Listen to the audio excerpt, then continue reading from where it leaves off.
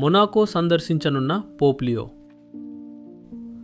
Monaco ప్రిన్సిపాలిటీకి pope Leo సందర్శన ప్రస్తుతం పరిశీలనలో ఉంది.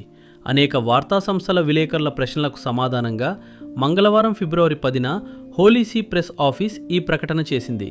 ఈ సందర్శన ఒకే రోజు ఉంటుంది మరియు మార్చి చివరిలో జరుగుతుంది అని ప్రకటన పేర్కొంది.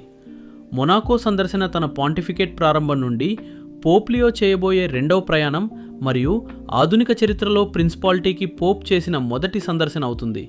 ఇటలీ వెలుపల పోప్ లియో మొదటి అపోస్తలిక పర్యటన నవంబర్ 27 నుండి డిసెంబర్ 2, 2025 వరకు టర్కీ మరియు లెబనాన్లో జరిగింది.